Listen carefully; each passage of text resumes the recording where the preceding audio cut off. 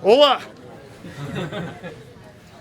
Big question. Let's talk about those toes. Yeah, why the camera? You just point them down here know. because there's the steel toes. There's got to be a story. Basically been doing it since the shop fight. Just became a thing because my toes are really ugly. So my wife's like, we gotta paint those nails, and I'm like, I'm doing silver then. And then I started to like it. So it's been like my thing. And yeah, they're weapons. You don't want to get hit by a steel toe. I love it. So We're talking about Ben Rothwell's pedicure, and you did the jig too. Is this a new Ben Rothwell we're seeing? just that's some footwork, you know. Just in there having fun and doing my thing. So glad people like it. We've covered you on the network a long time, Ben, and here you are still looking for that title shot. As you go into this fight, do you feel like you almost have to prove yourself again? It's not about proving myself. I think the world knows that I'm one of the top fighters. It's just going out and putting these guys away and earning what's mine. And I've been paying my dues for 17 years. I'm not about to stop. I don't want anything given to me. I'm in here, you know, start putting these guys in here, and I'm going to earn my spot. When I go in a title fight, I want the whole world to be like, yes, Ben Rothwell deserves it. I don't want any dispute. And if it's, you know, if I have to take out Barnett and then Stipe and whoever else, fine. That's what I'm here to do. So it's the same old question. If you win this weekend, do you get that elusive title shot? You know, it's we know it's politics. We know it's kind of who's what. You know, Stipe was promised one thing. Now with the former champ and champ out on injury, you know, Stipe might be looking for a fight. So, like I said, if it's, I believe taking him out, you can't deny me. So if that's what I have to do, fine. And maybe I go out and history repeats itself, and I keep doing my thing in the first round, and I put on the performance that I know that I can. Maybe I turn some heads, and people say, hey, maybe this guy needs a title shot right now. So. Josh Barnett was up here a little bit ago, and he said he remembered a young Ben Rothwell basically coming to him for advice when he was the champ and stuff. Do you recall that? Any of that? Like when you started to... Yeah, I was just starting out as a pro, and you know, he had just won his first title in the UFC. You know, that's all the kind of history that we have. So, you know, I'm 34, and I think he's working on 38. So he's had some time in here before me, but you know, I've been doing it just as long as he has. Just I got 4 years less of damage, I look at it. So, you know, however you want to look at it. Oh, I'm sweating. I'm a sweater. Do you remember anything that he told you? Not too much. He was training with Matt Hume at the time. He was just talking about some of the training that they were doing at the time, how they were doing things. You know, I bet you everything he said then, he probably was like, no, we don't do any of that now. You know, this sport's constantly evolving. You know, we're figuring out better ways to do things. I think that the big thing is this hunt to find out what is the right way to do it. And I think a lot of trainers are trying to come up with this recipe that works for all. My training has changed the last 4 years because of science, common sense, and we look at it that you don't train a 265-pound fighter the way you train a 150-pound fighter. I've heard coaches say it, and then you go to their gym, but they don't apply it. They're trying to get this big guy to do this guy. No, it doesn't work that way. Our body types are different. And one 265-pound guy isn't going to train like this other 265-pound guy. There is no like, oh, this works for everybody. Every guy is an individual, and every guy you have to figure out what his recipe is.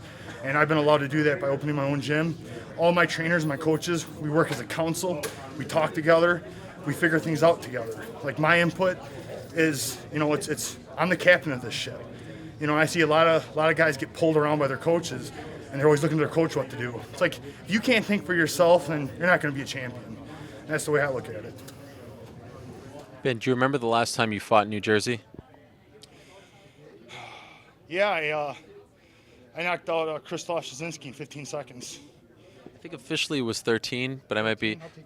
That was East Rutherford, and then do you remember the next fight after that? The next fight after that, I fought Rico Rodriguez in Florida. And he allegedly spat on you, right? He did. He spit at me. He works here as a coach. Did you know that? At this gym. He was here like an hour ago. It sounds like he's trying to get a fight booked here before Saturday. Is that what you... No, but I just thought it was the last time you were in New Jersey. Yeah, crazy, right? It is. Have you ever talked to him since? I have not talked to him since. The last I heard of him, he was on, what was it? Celebrity Rehab, and he was having some issues, so that's the last I heard. He's in great shape. He looks like a middleweight. For him. But when you found out that you were fighting back in Jersey, are you the kind of guy who gets excited? Oh, the last time I was here, I won in a matter of seconds. Does that even cross your mind? I've won more than I've lost here, but I've had ups and downs everywhere, like in this area. But the East Coast has been good to me. I love the people. I love fighting for them, and I've got good energy here, so it's definitely good for me. And I know some of these guys are coming from nice 70, 80-degree weather. We flew here, and it's actually warmer here than it is in Wisconsin right now. So I'm kind of like, hey. So I don't mind the weather, and I feel like at home here.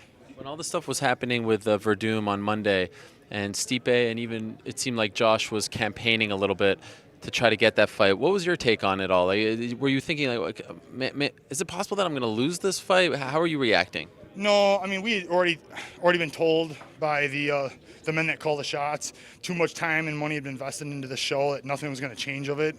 And a lot of people looked at Barnett as, oh, he was this and that. And no, he even said it wasn't a title shot. He said, I'll step in for Stipe.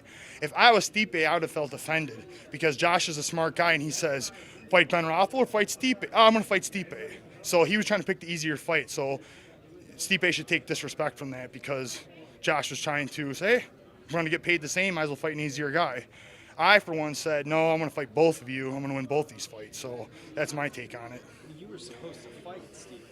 And as you look at how things played out, where suddenly, fights off, but he was given that title shot opportunity. How frustrating was that to you?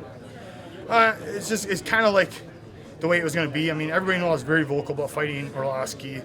And it's just because I watch guys, I see things, Stipe, we all see these same things. Stipe, was I surprised by the results? No. And, that's why I went for that fight, trying to get it. And they gave it to him, and it was just like, what are you going to do? It happened, and I was mad for a day or so, and then I get over it because you're not going to get anywhere sitting there pouting about it. And look, I got a huge fight on Fox. I think Ariel's most excited for me. He's like, I didn't realize, it's a huge stage against a veteran opponent, and this fight means a lot. So I'm getting my chance too. As far as him getting that fight, it is what it is. The only thing that upset me is his management, or was him, whatever, was making shots at Verdum about they should take his belt and blah, blah, blah, and how dare he pull out of this fight. And I'm like, whoa. You pulled out of a fight against me for the same thing 3 months ago. 3 months ago. It wasn't even it was 3 months ago. It's like, so I think they should have just not said anything. And, when he pulled out against me, I made a couple jokes. We talked, and then I said, hey, man, best to you. Hope you get better. That's it. And for Verdum, I think, like, if he just would have said, man, 5 hours ago, I was fighting this injury, and I got really hurt, and I just absolutely can't fight anybody, I think that would have been a lot better than him saying, well, I would have fought this guy, but wouldn't have fought that guy. Because now I don't even hear injury anymore. I just hear a guy trying to pick his fight. That is not a good thing for a champion to do. So, you want to be a champion, you got to defend that belt. Can you explain, you have these super gyms in Florida and in Vegas and California, but then there's all these Rust Belt guys like you and Matt Brown and Stipe. How do you guys improve? Because these guys have top everything and 17 world champions. You guys just do it on your own and grind it out. How do you guys improve, and how do you see yourselves improve if you day to day, if you prove that it works? Yeah, a lot back to what I was just first saying about I have something that works for me. I have a gym that's tailored on to what I need to do. I have coaches that listen to me. Listen, it's not like I just coach myself. I do a lot of things, and a lot of my striking comes from me, but I have a very high-level Brazilian Jiu-Jitsu instructor in Luis Claudio. He's one of the best in the world, and anybody in Brazilian Jiu-Jitsu knows it. And, I mean, obviously, that's why my skills keep increasing. I have a great training group around me. I have training partners that give me just what I need. So having the ability to go and train at my gym at 1 in the morning on Saturday if I need to, I think that's something a lot of guys don't have. I get to go and do things when I need to do it, and it's not based around somebody else's schedule. It's based around my schedule. I think that's the biggest thing. I've been doing this for a long time. We all train hard. We all do these crazy things. It is what it is. It's just about putting it together and how well you can show up, fight night, and perform.